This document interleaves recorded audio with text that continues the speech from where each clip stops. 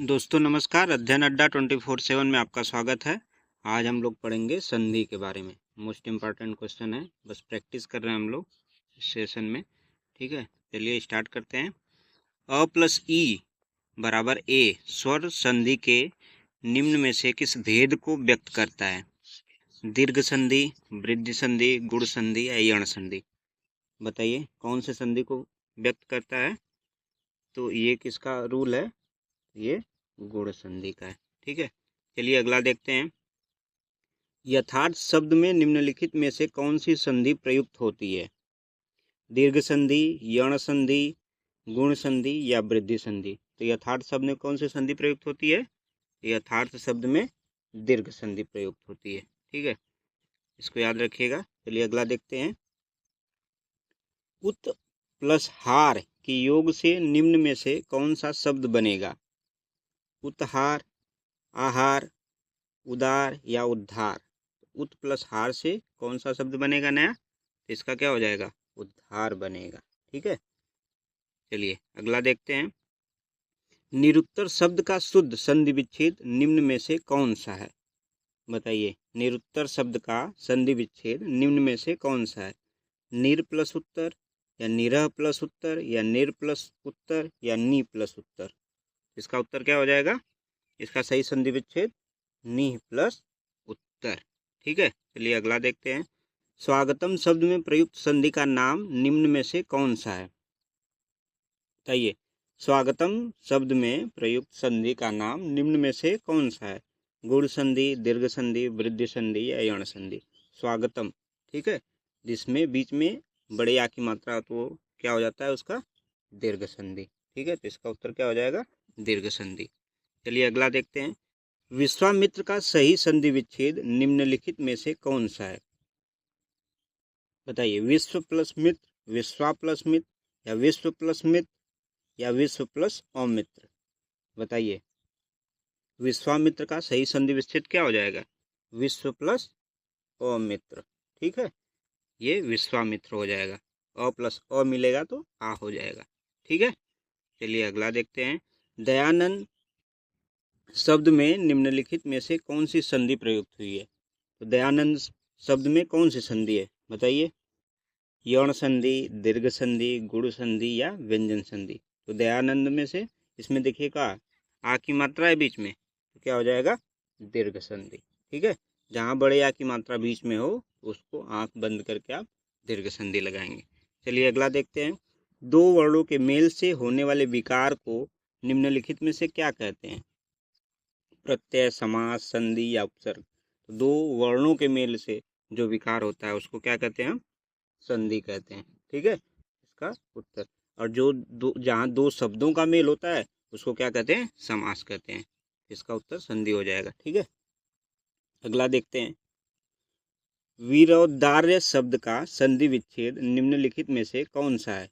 वीर plus औदार्य, वीर plus उदार्य, वीरो plus उदार्य या वीरो प्लस दार्य? तो बताइए, इसका संधि विच्छेद सही कौन सा हो जाएगा? इसका संधि विच्छेद हो जाएगा पहला, वीर प्लस औदार्य। ठीक है, चलिए अगला देखते हैं। सच्चिदानंद शब्द का संधि विच्छेद निम्नलिखित में से क्या है? सत प्लस चित प्लस आनंद या सच्चिद प्लस आनंद या सच्ची प्लस आनंद या सत प्लस चित प्लस आनंद? इसमें क्या हो जाएगा? ये डी वाला है, सत प्लस चित प्लस दानंद। इसका उत्तर क्या हो जाएगा? पहला सही हो जाएगा। ठीक है, सत प्लस चित प्लस आनंद, सच्चिदानंद। चलिए अगला देखते हैं। निम्न में से किस शब्द की संधि सही नहीं है? बताइए, कौन सी ऐसी संधि है जो सही नहीं है?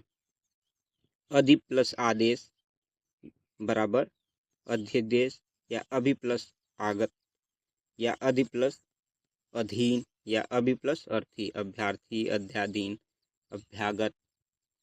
बताइए, इसमें कौन सा ऐसा संधि है जो नहीं सही है? तो इसका उत्तर क्या हो जाएगा? पहला सही नहीं है। ठीक है, अगला देखते हैं। निम्न में से किस शब्द की संधि सही है? बताइए, इसमें से कौन सी ऐसी संधि है जिसका संधि सही है? स्त्री प्लस उचित, स्त्रोचित, नदी प्लस अर्पण, नद्यार्पण, एक प्लस एक, एकैक या पितृ प्लस अनुमति, पितृ अनुमति। बताइए इसमें से कौन सी संधि सही है? इसका क्या हो जाएगा? एक निम्नलिखित में से किस शब्द में गुण संधि प्रयुक्त हुई है? बताइए, तो इसका उत्तर क्या हो जाएगा? डी वाला। चलिए अगला देखते हैं। विपजाल में निम्नलिखित में से कौन सी संधि प्रयुक्त हुई है? व्यंजन संधि, वृद्धि संधि, दीर्घ संधि या गुण संधि? बताइए इसमें कौन सी संधि प्रयुक्त हुई है? इसमें हो जाएगा व्यंजन संधि। ठीक है, चलिए अगला देखते हैं। तन्मय का संधि विच्छेद निम्नलिखित में से कौन सा है? तन्मय का संधि विच्छेद निम्नलिखित में से कौन सा है? तन प्लस मय, तम प्लस अय, तत् प्लस मय या तन प्लस अमय? तो बताइए इसमें से कौन सा हो जाएगा? तत् प्लस मय। ठीक है, चलिए अगला देखते हैं। निम्नलिखित प्रश्न में 4 विकल्पों में से उस विकल्प का चयन करें जो सही संधि विच्छेद वाला विकल्प है। तो इसका कौन सा हो जाएगा? नारीच्छा का सही संधि विच्छेद, इसका हो जाएगा पहला। ठीक है, इसका पहला हो जाएगा ये वाला। चलिए अब अगला देखते हैं। स्वर संधि में किसका मेल होता है? स्वरों का, व्यंजनों का, शब्दों का या मात्रा का?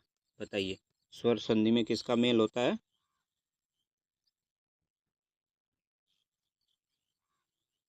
बताइए स्वर संधि में किसका मेल होता है? तो ये तो सबको पता है, स्वर संधि में किसका मेल होता है? स्वरों का मेल होता है। ठीक है, चलिए अगला देखते हैं। सूर्योदय में कौन सी संधि है? सूर्योदय में कौन सी संधि है? गुण संधि, यण संधि, वृद्धि संधि या दीर्घ संधि? सूर्योदय में कौन सी संधि हो जाएगी? गुण संधि। ठीक है, चलिए अगला देखते हैं। गीतांजलि का सही संधि विच्छेद बताइए। गीतांजलि का सही संधि विच्छेद क्या होगा? गीता प्लस अन्य, गीत प्लस जली या गीतान प्लस अंजलि या गीत प्लस अंजलि? इसका सही संधि विच्छेद क्या हो जाएगा? गीत प्लस अंजलि। ठीक है, चलिए अगला देखते हैं।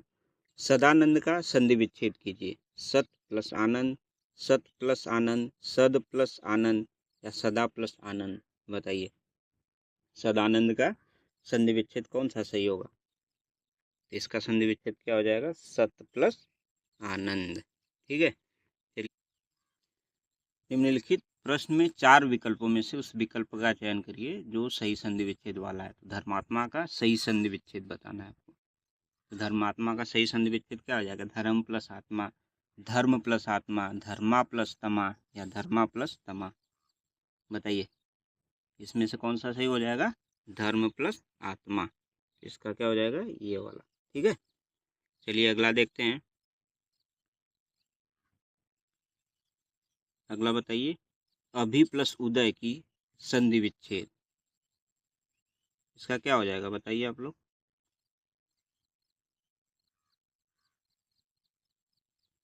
अभ्युदय, अभ्योदय या अभि उदय या अभि उदय? बताइए इसका कौन सा संधि विच्छेद सही हो जाएगा? मतलब संधि कौन सी सही होगी? इसका क्या हो जाएगा? अभि उदय। ठीक है, चलिए अगला देखते हैं। महोत्सव का संधि विच्छेद। म प्लस उत्सव, मही प्लस उत्सव या महा प्लस उत्सव या मही प्लस उत्सव? बताइए इसका क्या हो जाएगा? महा प्लस उत्सव। ठीक है, अगला देखते हैं। संधि 3 प्रकार की होती है। निम्नलिखित में से कौन सा एक संधि का प्रकार नहीं है? स्वर संधि, व्यंजन संधि, विसर्ग संधि या अनुस्वार संधि? तो संधि का प्रकार कौन सा नहीं है इसमें से? 3 प्रकार की संधि होती है, तो स्वर संधि है, व्यंजन संधि भी है, विसर्ग संधि भी है, अनुस्वार संधि इसका प्रकार नहीं है। तो इसका उत्तर क्या हो जाएगा? ये वाला। ठीक है, चलिए अगला देखते हैं। निम्नलिखित में से कौन सा व्यंजन संधि का उदाहरण नहीं है? बताइए कौन सा ऐसा व्यंजन है जो संधि का उदाहरण नहीं है? जगदम्बा, विद्यालय, संतोष या अंग? ठीक है, निम्नलिखित में से कौन सा व्यंजन संधि का उदाहरण नहीं है? बताइए कौन सा हो जाएगा जो व्यंजन संधि का उदाहरण नहीं है? इसका क्या हो जाएगा? विद्यालय। जगदम्बा भी है, संतोष भी है, अहंकार भी है। विद्यालय व्यंजन संधि का उदाहरण नहीं है। ये किस संधि का उदाहरण है? आप कमेंट करके बताइएगा। ठीक है, चलिए अगला देखते हैं। वधुर्मी संधि विच्छेद है। वधुर्मी का सही संधि विच्छेद कौन सा है? वधु धन उर्मी, वधु धन उर्मी, या वधूधन उर्मी? बताइए इसमें कौन सा सही हो जाएगा? इसका संधि विच्छेद वधूधन उर्मी, ये सही हो जाएगा। अगला देखते हैं, सत्याग्रह का सही संधि विच्छेद। सत्याग्रह का सही संधि विच्छेद क्या होगा? सत्या प्लस ग्रह, सत्य प्लस आग्रह, या सत्य प्लस ग्रह, या सत्य प्लस आग्रह? इसका सही संधि विच्छेद क्या हो जाएगा? सत्याग्रह का सत्य प्लस आग्रह।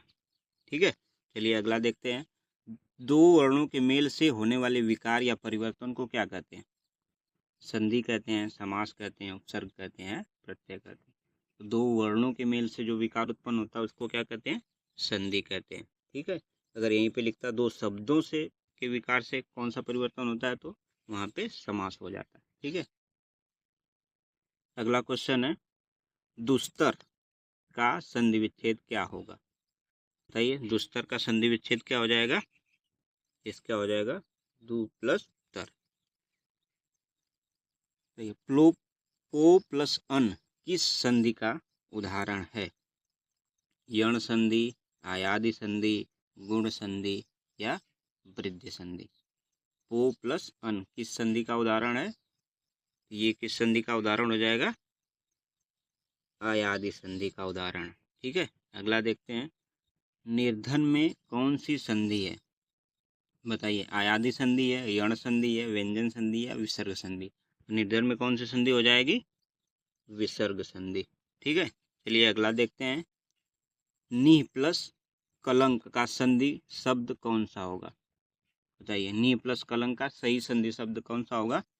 कौन सा सही हो जाएगा इसका? तो निष्कलंक। ठीक है, चलिए अगला देखते हैं, पवन का संधि विच्छेद कौन सा है? अभी पिछले क्वेश्चन में देखे हैं, बताइए बताइए इसका कौन सा संधि विच्छेद सही हो जाएगा? इसका हो जाएगा ओ प्लस अन।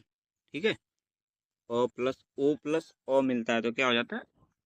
ओ हो जाता है, तो इसका हो जाएगा पवन। ठीक है, चलिए अगला देखते हैं, बताइए निम्नलिखित में से कौन सा संधि का उदाहरण नहीं है?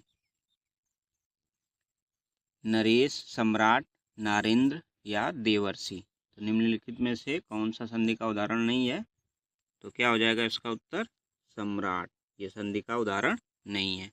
तो चलिए आज के लिए इतना ही, कल फिर मिलते हैं एक नए टॉपिक के साथ। तब तक के लिए धन्यवाद, जय हिंद।